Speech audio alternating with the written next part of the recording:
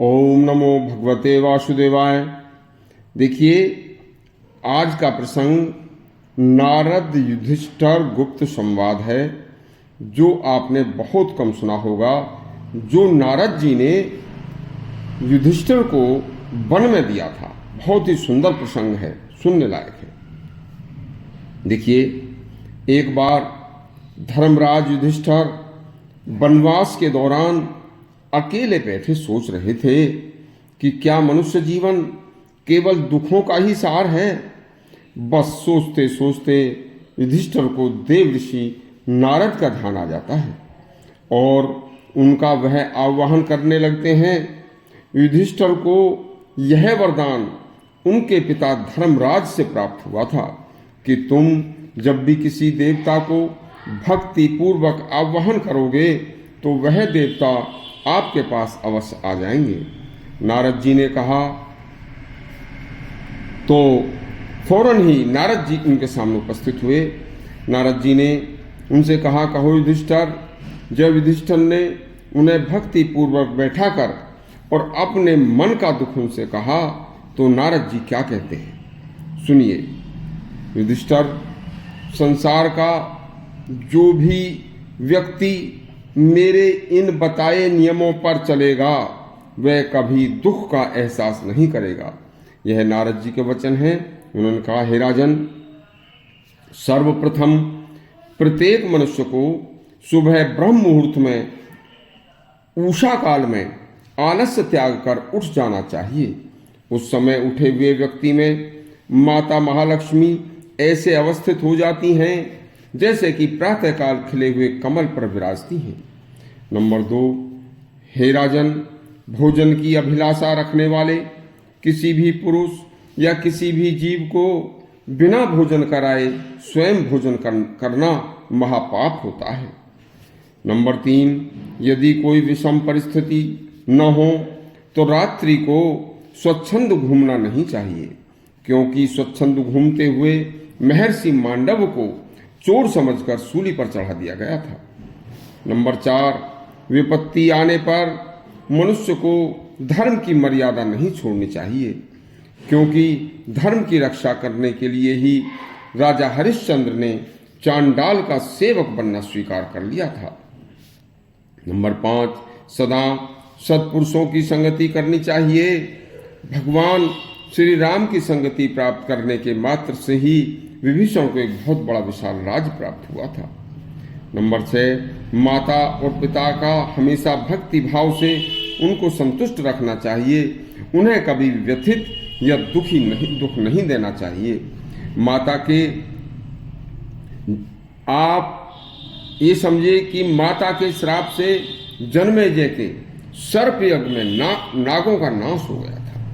Number 7, पिता को अपना यौवन देकर स्वयं बुढ़ापा लेने वाले सबसे छोटे पुत्र को महाराज ययाति ने संतुष्ट होकर उसे चक्रवर्ती सम्राट बना दिया था। नंबर 8, बुद्धिमान मनुष्य की आसक्ति के कारण हमेशा उसे स्त्रियों के वशीभूत होना महापाप है। पत्नी कैकेयी के आसक्ति के कारण ही राजा दशरथ को शोक में पुत्र मोह में प्राण त्यागने पड़े थे। नंबर 9, बंधु बांधवों का कभी तिरस्कार नहीं करना चाहिए। अपने दामाद भगवान शंकर का अपमान करने के कारण ही दक्ष प्रजापति को यज्ञ का विध्वंस कराना पड़ा था। नंबर 10, द्वित कीड़ा यानी जुआ, इसकी आसक्ति कभी नहीं होनी चाहिए। राजन, जुए की बुराई के कारण ही युधिष्ठिर आज आपको वनवास काटना पड़ रहा है। नंबर 11, यह मृत्युलोक है। हे राजन, जो वर्तमान है, जो स्थायी है या जो भविष्य है, यह कुछ भी स्थायी नहीं है। राम, रघु, शिवी, आपके पिता पांडु, बड़े बड़े चक्रवर्ती सम्राट न जाने कहाँ चले गए, किसी को कुछ नहीं पता। नंबर 12, तीर्थों में आवागमन करते रहने से मनुष्य का मन साफ होता है, पवित्र होता है और मनुष्य तेजस्वी व पवित्र बन जाता है। नंबर 13, मुसीबतों के समय काम आने वाले किसी कौशल को मनुष्य को अवश्य सीखना चाहिए, जो कभी बुरे वक्त में काम आ जाए।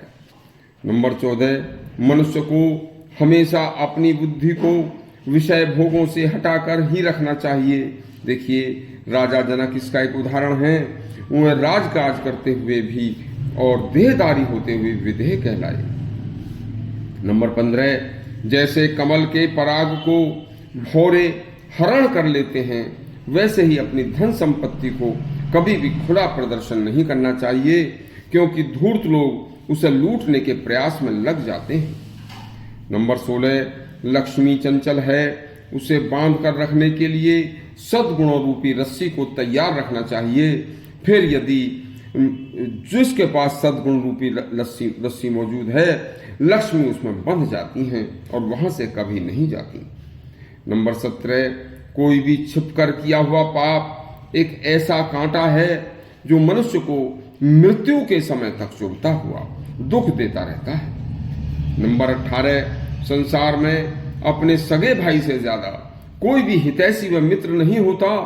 सगा भाई ही एक ऐसा मित्र है कि जो मृत्यु से बचाने के लिए अपने भाई के लिए स्वयं मृत्यु को वरण कर सकता है, जबकि दूसरा और को संबंधी यह कार्य नहीं कर सकता। नंबर 19, मनुष्य ही क्या देवता भी अपने किए शुभ और अशुभ फलों को भोगते रहते हैं। नंबर 20, धर्म पूर्वक पैदा किए हुए अन्न व धन का दान करने वाला मनुष्य इंद्र के समान श्रेष्ठ माना जाता है। नंबर 21, जिस व्यक्ति का मन निर्मल है, उसकी रक्षा स्वयं देवता किया करते हैं। नंबर 22, मांगने से मनुष्य का रूप, स्वरूप तथा उसका कद सब कुछ नष्ट हो जाता है। यदि मांगना है तो भगवान की भक्ति करके मांगिए, उससे सब कुछ प्राप्त होगा और न तेज घटेगा, तेज और बढ़ेगा। नंबर 23, अच्छे सत्पुरुषों को दूसरे का कष्ट दूर करने में जो कष्ट उठाना पड़ता है, वह कष्ट एक दिन सत्पुरुषों को सुख का कारण बनता है। नंबर 24, संसार में सबसे बड़ा बल धर्म का बल है, धैर्य का बल है। धैर्य की ताकत से बड़ी ताकत दुनिया में कोई दूसरी नहीं है। नंबर 25, दुनिया में सबसे ज्यादा तरक्की व उन्नति के शिखर को विनम्रता से ही छुआ जा सकता है। नंबर 25, दुनिया में सबसे ज्यादा तरक्की जब विनम्रता से है तो विनम्रता सबसे अच्छी मानी जाती है। यह उपदेश यदि आपको हमारे अच्छे लगे हों तो हमारे चैनल को सब्सक्राइब करें, बेल आइकन अवश्य दबाएं। धन्यवाद।